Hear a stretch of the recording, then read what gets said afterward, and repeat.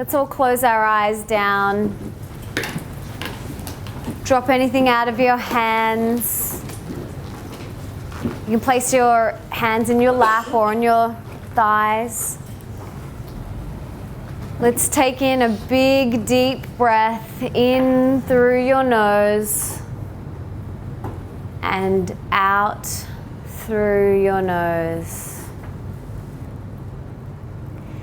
Take in another big, deep breath in through your nose. Hold the breath at the top and out through your nose. Take in another big, deep breath.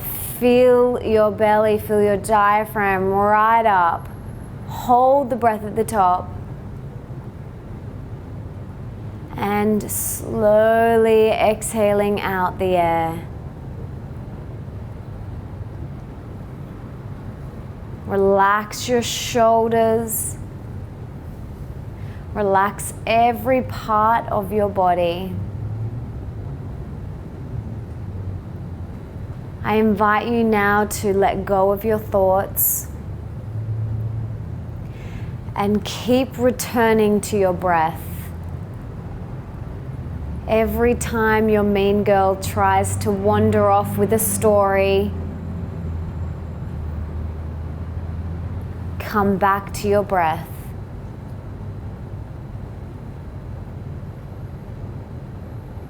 Let go of your day.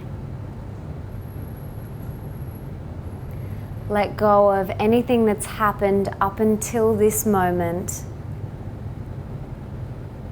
And fully and completely allow yourself to be here. In this beautiful, precious, present moment. The only moment we really have.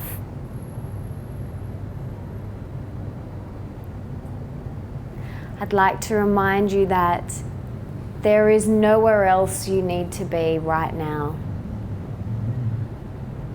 The universe has divinely guided you to this seat, and it is perfect for where you're at right now in your life.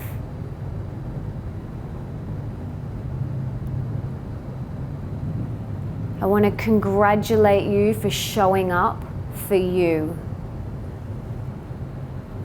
Because tonight you've said yes to you. You've said, I love myself so much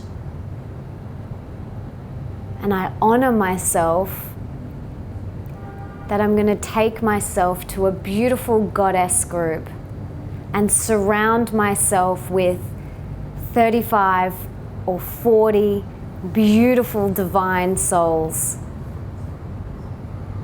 So well done.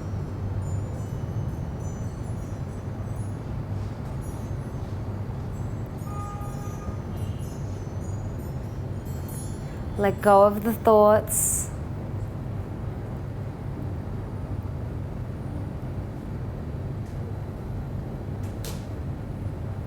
Be mindful of the noises around you and just keep returning to the breath. Every time your mean girl wants to take you away, come back to your breath. That is the quickest way to return to the present moment. Bring your attention back to your breath.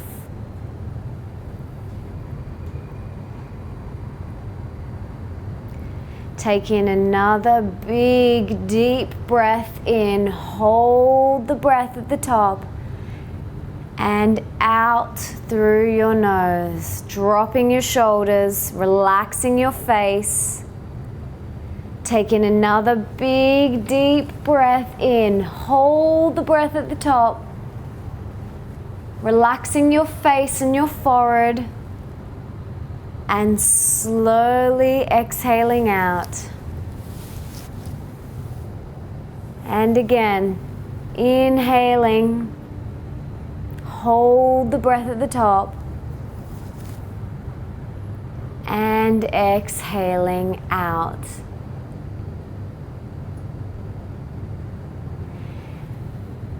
I'd like to invite you now to set a little intention for yourself for this evening.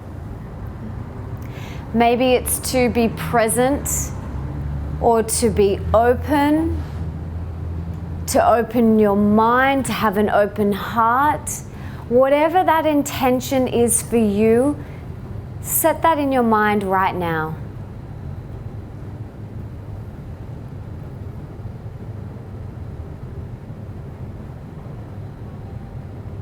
And when you're ready, you can gently crack open your eyes.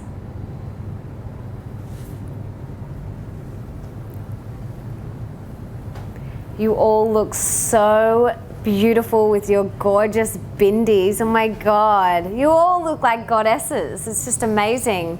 Or catwalk models that have just literally stepped off. It's amazing. You all look stunning. Tonight we're going to talk about one of my favorite topics, which is relationships, and more specifically, the sacred dance between the masculine and the feminine. And now I'm not just referring to male and female relationships. Even in same-sex relationships, there is the masculine and the feminine. We all have the masculine and the feminine within us. And tonight we're going to really deeply explore this because it is so important. All of our relationships are spiritual assignments, every single one of them. And our job is to show up whole and fully and completely in these relationships. And then we grow. That's where we grow. That's where we most get our spiritual lessons.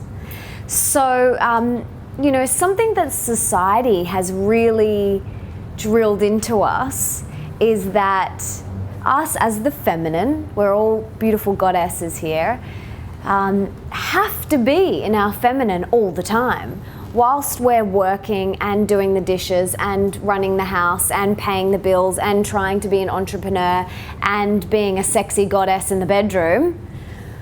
Like, it's so overwhelming. It's incredibly overwhelming, and we have this conditioning that's been kind of put onto us that we have to do all of that with this feminine goddessness in the process.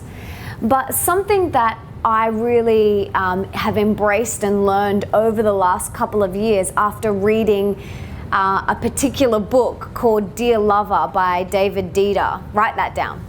Everybody write that book down. Dear Lover by David Dieter. It is, has anyone read it? Okay. What did you think? Yeah, it was really good. Amazing? Yeah, it was. I think we're really I think our culture and our society really limits the scope of how we can live as women sometimes. And I think that book really opened up some new ideas. Yep. You could probably find in other societies, I reckon. Oh yeah, absolutely. I totally agree. And what about you, Gorgeous? What did you think about it? I love the way that David writes, like, to women. Yeah.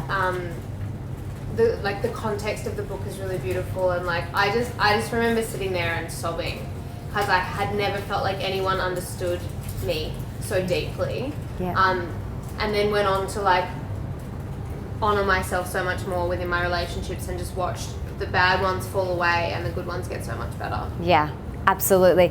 And it wasn't until I really embraced this stepping into my feminine that all of my relationships started to evolve and really grow and expand. So we're going to explore this, but did you put your hand up and say you've read it? What did you think?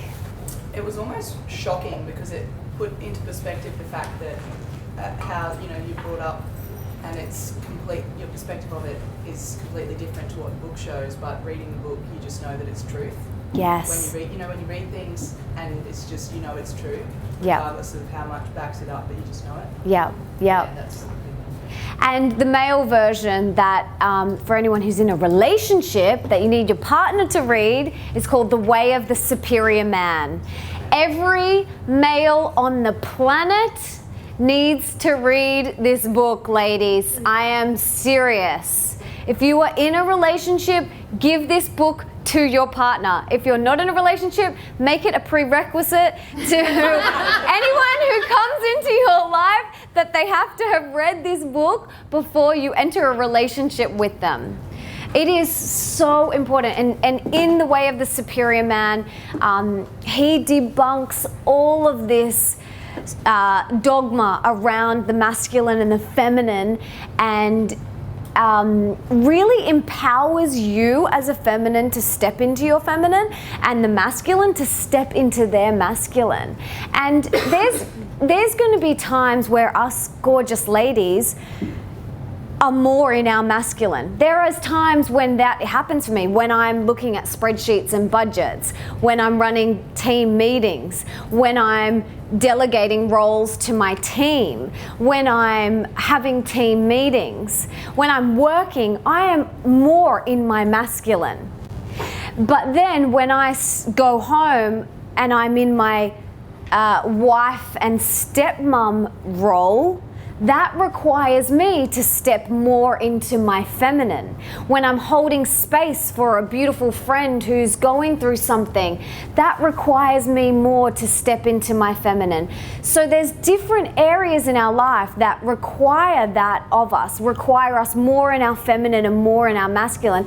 And awareness of those moments that need more masculine or more feminine is key. And it wasn't until I actually sat down and kind of got clear on, okay, well, clearly my work, I'm more in my masculine, stepmama, more in my feminine, friend, sometimes I'm in both. So I just want you guys to think about for a second in your life, like what areas require you to be more in your masculine and what requires you to be more in your feminine. And just write that down, like maybe do 2 columns. Cooking dinner, more in your feminine, what type of work you do. It might be, the goddess groups require me to be in my feminine, not into my masculine. So just take a moment, because awareness is key to this right now.